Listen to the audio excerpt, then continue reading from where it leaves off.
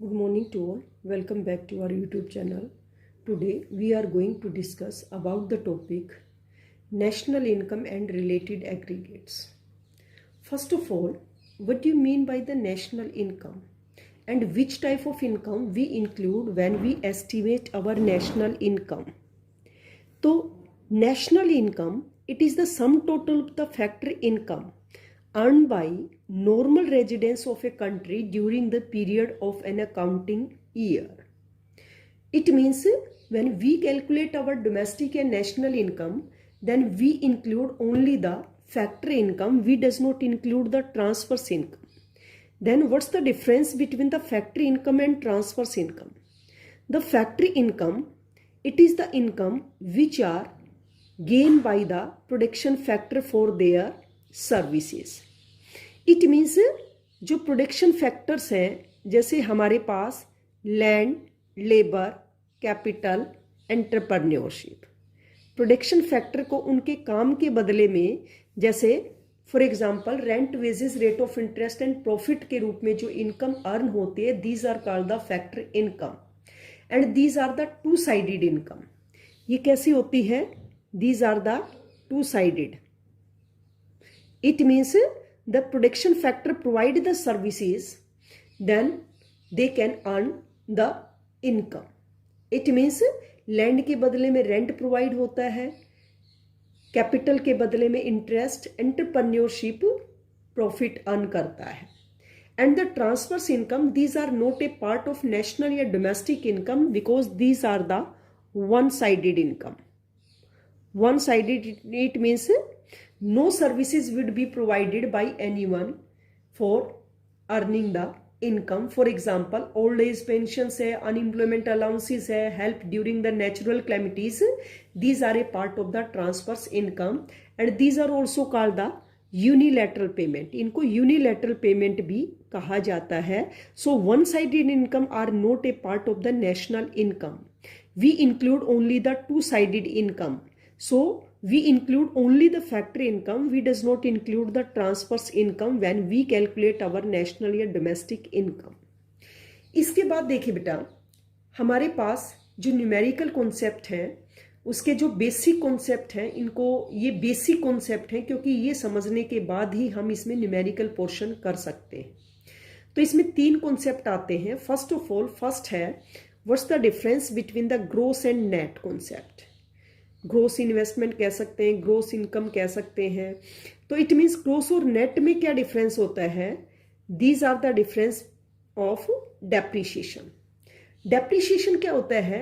Depreciation is the decreasing the value of fixed assets during an accounting year due to normal wear and tear, accidental damage and expected obsolescence. इसके कारण जो भी fixed assets का loss होता है, these are called the depreciation. It means when we calculate the gross concept, then with the help of the net, then we can include in the gross concept. It means net plus depreciation. अगर हम net concept में अगर हम depreciation add कर देंगे, then we can convert into the gross concept. Then net we exclude the depreciation. It means if we can calculate the net concept with the help of the gross, then gross minus depreciation. It means एक simple way में अगर हम कहें तो gross concept निकालते समय हम depreciation को ऐड करते हैं, नेट कॉन्सेप्ट निकालते समय वी एक्सक्लूड द डेप्रीशिएशन. इसमें डेप्रीशिएशन को लेस किया जाता है. इसके बाद सेकेंड कॉन्सेप्ट हमारे पास आ जाता है domestic income and national income. Domestic income और नेशनल इनकम में जो डिफरेंस होता है वो NFIA का होता है. NFIA की फुल फॉर्म होती है net factor income from abroad. It means factor income, क्योंकि डोमेस्टिक या नेशनल में केवल हम फैक्टर इनकम को इंक्लूड करते हैं, we does not include the transfers income. तो factor, it is the difference between the factor income from abroad minus factor income to abroad. It means हमारे देश के जो नॉर्मल रेजिडेंट्स हैं, जो विदेशों में काम करते हैं, then they can earn the income in terms of rent, wages, rate of interest and profit. These are a part of our national income. And the income which are earned by the non-residents Indian in our economy, then these are excluded in the national income. It means ये non residence Indian के द्वारा income earn होती है और ये normal residence के द्वारा income earn होती है. तो it means when we calculate the domestic income then we exclude the NFI, क्योंकि डोमेस्टिक इनकम का मतलब होता है कि हमारे देश के अंदर the income earn by the residence as well as non residence Indian, यानी डोमेस्टिक इनकम में हम NFI को लेस करते हैं और नेशनल इनकम इंक्लूड करते समय डोमेस्टिक में अगर हम NFI को ऐड कर देते हैं, net factory income from abroad को ऐड कर देते हैं, then we can calculate the national income. It means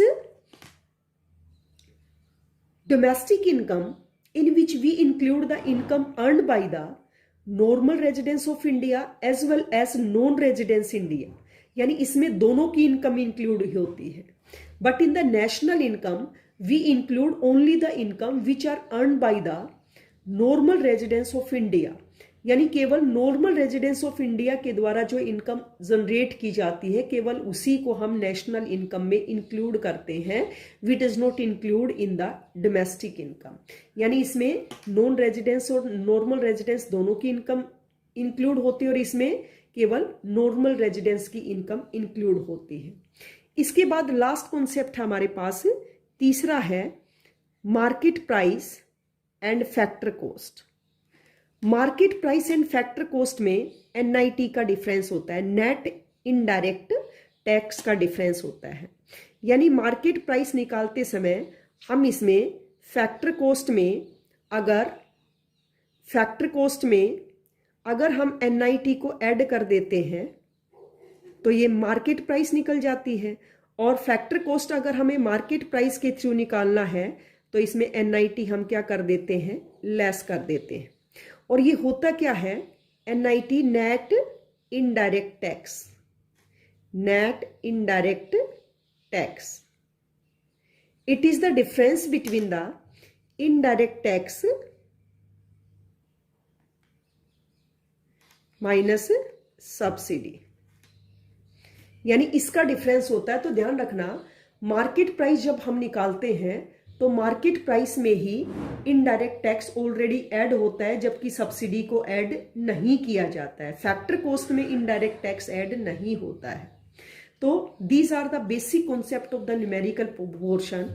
first of all numerical निकालते समय हम इन तीनों कॉन्सेप्ट को ढंग से समझना पड़ेगा, तभी हम numerical portion easily find out कर सकते हैं, इजिली उनकी वैल्यू कैलकुलेट कर सकते हैं. So that's all for today. For the further classes please connect our YouTube channel. Thanks and have a nice day.